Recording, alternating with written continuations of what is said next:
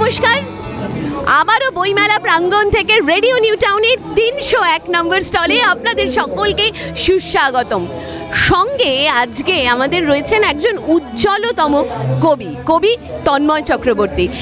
কবি তন্ময় চক্রবর্তীর সঙ্গে আলাদা করে পাঠকদের পরিচয় করানোর কিচ্ছু নেই। আমরা জানি ওনার লেখার সঙ্গে কবিতার সঙ্গে যাপন বহুদিনের।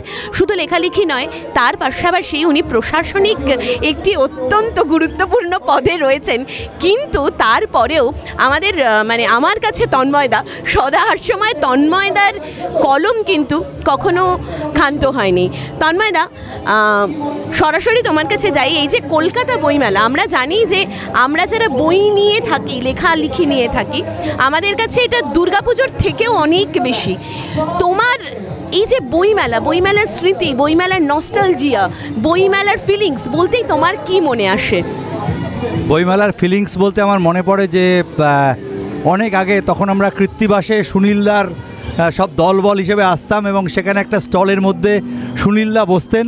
আমরা সবাই মিলে কবিতা পড়তাম।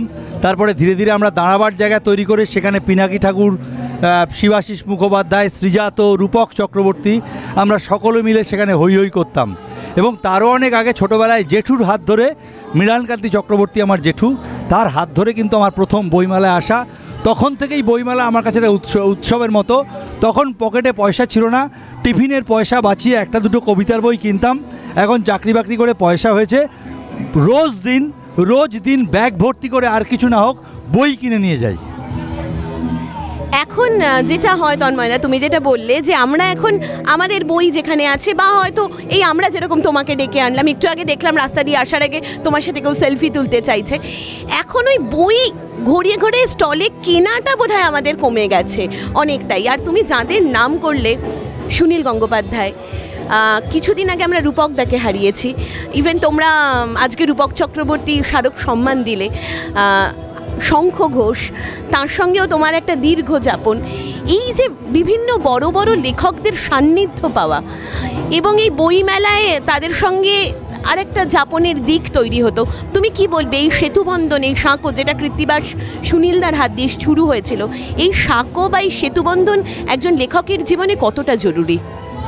প্রথম কথাটা বলি যে বইমেলার এই যে সাঁকো বা সেতুবন্ধনের কথা বললে যে বই বিক্রি হয় কি না, এটা ঠিকই। যখন আমরা লিখতে এসেছিলাম ছোট অবস্থায়, তখন ছিল প্রিন্ট ক্যাপিটালিজমের যুগ। এখন ইবুক এসেছে, কিন্তু তবুও এই বইমেলায় যারা এসেছেন, সারা পৃথিবীতে অনেক বইমেলাই হয়, তার ছবি বা ভিডিওগ্রাফি দেখেছি, যে আমার মনে হয় এত বড় পার্বণ সারা পৃথিবীতে খুব কম হয় বই নিয়ে। এবং আমার মনে হয় না যে আজকের যুগেও প্রিন্টেড বইয়ের সমাদর কিছু কম। নতুন বইয়ের গন্ধ, নতুন বইয়ের রং, তার কাভার পেজ, বইটা কেমন লাগছে, আমি ব্যক্তিগতভাবে অন্তত প্রিন্টেড বই পড়ে অনেক বেশি আনন্দ পাই ইবুক থেকে পড়ে। হ্যাঁ, যেমন ইবুকটাও যেমন জরুরি, ইবুকটাও যেমন আসছে নতুন প্রজন্মের সামনে, ইবুকটা প্রয়োজন, তেমনভাবে নতুন প্রিন্টেড বুকও ভীষণ রকম প্রয়োজন। প্রিন্টেড বুক ছাড়া এখনও মনে হয় আমরা চলতে পারি না। তাই যদি না হতো, সারা পৃথিবী থেকে তো প্রিন্টেড বুক উঠেই যেত না। আর এত বড় বইমেলায় যা বিক্রি হচ্ছে সবই তো প্রিন্টেড বই। তরুণ কবি থেকে প্রবীণ লেখক প্রত্যেকের বই পাওয়া যাচ্ছে। দেখুন, দিনে দিনে তরুণ কবি এবং লেখকদের সংখ্যা বাড়ছে। এক সময় আমাদের 50-60 জন কবি লেখক বই বার করতেন, আজকে দেখুন হাজারে হাজারে তরুণ কবি। আপনি লিটল ম্যাগাজিনে যান, প্রচুর লেখা। ভালো কি মন্দ সেটা দ্বিতীয় প্রশ্ন, তারা কিন্তু প্রিন্টের সাথে জড়িত আছে, প্রচুর বই তৈরি হচ্ছে।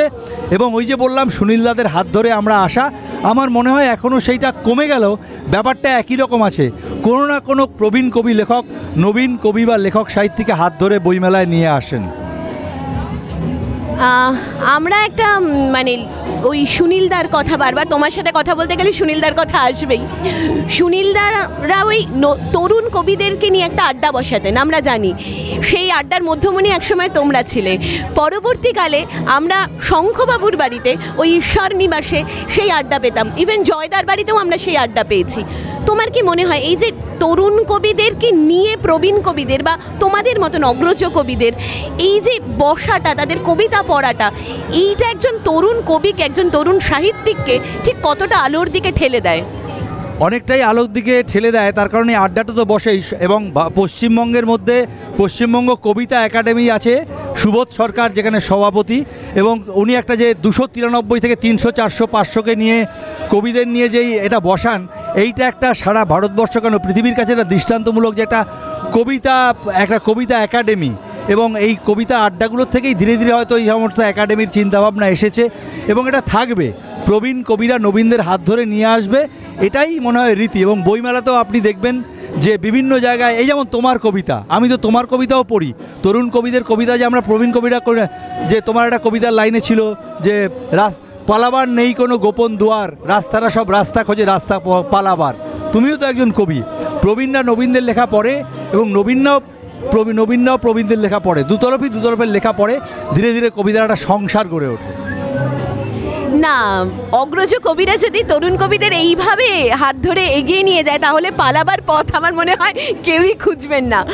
আর তন্ময়দা, আমরা এও জানি যে তুমি প্রশাসনিক একটা খুব কঠিন জায়গায় আছো, এটা আমার অনেক দিন ধরেই মাথায় এসছে। সময় পাও কখন? এত লেখালেখি করো তুমি? দেখো, ভালোবাসা একটা আলাদা জিনিস।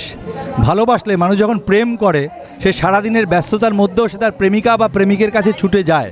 তেমনিভাবে কবিতা বা লেখালেখি যদি কারোর প্রেম হয়, দিনের শেষে সে অন্য কাজ না করে সে কবিতা পড়তেই বসবে। যার বাগান করার প্রেম সে বাগান করবে, যার গুছিয়ে রাখা প্রেম সে গুছিয়ে রাখবে। ঠিক তেমনিভাবে দিনের শেষে যে কাজই করি নাই কেন, প্রত্যেকের কাছেই তার কাজটা কঠিন এবং ভালোবাসার। আমার কাছে যেন অফিসটা ভালোবাসার জায়গা, কাজ করি মন দিয়ে, সেখানে কবিতার ব্যাপারেও আমি একজন সৈনিকের মতো। প্রতিদিন মনে হয় যে সেই এমিল জোলার বিখ্যাত no day without a line, আমরা প্রত্যেক দিনই কিছু না কিছু পড়াশোনা করি। যা কক্ত বলেছিল না, কবিতা হচ্ছে ঘাম, আমাদের কাছে সেইটাই অনেকটা যুদ্ধের মতো। আবার ওই কথাটাও মনে রাখতে হবে, poet is a liar who always speaks the truth. আমরা সত্যি কথাটাই বলি, সেই জন্যই মনে হয় সবাই কবিতার কাছে বারবার ফিরে ফিরে আসে। সেই আমাদেরকে প্লেটোর রিপাবলিকে যতই জায়গা না দেওয়া হোক, আমরা সেই মুকুটহীন সম্রাটই বটে। আচ্ছা তন্ময়দা, তোমার কাছে আমি একদম আগে থেকে তন্ময়দাকে রেডি হতে দিইনি, তোমার লেখা 4টে লাইন একটু আমাদের শ্রোতা এবং দর্শকদের উদ্দেশ্যে, যে কোনো 4টে লাইন। তোমার তো আমার কবিতা স্মৃতিতে আছে, এটা আমার কাছে একটা বড় পাওনা। তোমার কবিতা, তোমার স্মৃতি থেকে 4টে লাইন শুনতে চাইবো। চারদিকে এখন তো যুদ্ধ চলছে, মানে এই যেমন প্যালেস্তাইনে যুদ্ধটা কী কেন সেটা বড় প্রশ্ন নয়। যুদ্ধবিরোধী কবিতা অনেক কবি লিখছেন সারা পৃথিবীতে, কিন্তু যুদ্ধে প্রচুর লোক মারা যায়, তার ক্ষয়ক্ষতি কীভাবে হিসেব করা হয় জানি না। তা আমি 4টে কবিতার, আমার কবিতার লাইন থেকেই 4টে কবিতা, আমার রবি ঠাকুর বলে একটি কাব্যগ্রন্থ থেকে 4টে লাইন বলছি। উইলফ্রেড আওয়েন মারা গিয়েছিলেন যুদ্ধে নিহত তরুণ কবি উইলফ্রেড আওয়েনের অকাল মৃত্যুর পর তার মা সুজান এইচ আওয়েন রবীন্দ্রনাথ ঠাকুরের চিঠি লেখেন। তাতে তিনি জানান যে তার বড় ছেলে উইলফ্রেডের পকেট বইতে একটি কবিতা লেখা ছিল, what my eyes have seen, what my life received are unsurpassable. নিচে নাম লেখা ছিল রবীন্দ্রনাথ টেগর। কবিতাটি সকলেরই জানা, রবি ঠাকুরের কবিতা, ওটা অনুবাদিত ফর্ম। আমার কবিতাটি ছিল এক সৈনিকের পকেট বুক থেকে। তার শেষ 4টে লাইন বলছি, কেন যুদ্ধ হয় কে জানে, এ বৈশাখে শান্তি আনো ঠাকুর, কিচ্ছু চাই না যুদ্ধ যেন থামে। সত্যি কিচ্ছু চাই না, যুদ্ধ যেন থামে। আমরা বইমেলায় প্রচুর ভিড় দেখছি। আমার আরেকটা কথাও বলবার আছে, কিচ্ছু চাই না মানুষের যেন বই পড়ে, কারণ ওই ব্রেক্ট বলেছিলেন ভুকা মানুষ বই ধরো, ওটা হাতিয়ার। সেহেতু আপনারা বইমেলায় আসুন, রেডিও নিউ টাউনের স্টলে আসুন। রেডিও নিউ টাউনের স্টলে আমরা কিন্তু এরকম নক্ষত্র সাজিয়ে রেখেছি আপনাদের জন্য। আর আমাদের রেডিও নিউ টাউনের শ্রোতা আর দর্শকদের কি বলবে তন্ময়দা?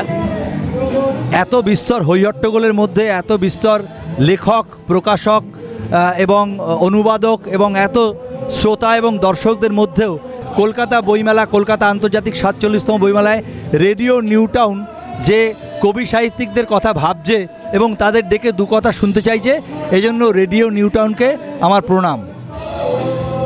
প্রণাম তোমাকেও, অভিনন্দন তোমাকে, অনেক ভালোবাসা আমাদেরকে এতখানি সময় দেওয়ার জন্য। আপনারা রেডিও নিউ টাউনের ইউটিউব চ্যানেল দেখতে থাকুন, আমরা এরকম আরও অনেক উপহার আনবো আপনাদের জন্য। নমস্কার।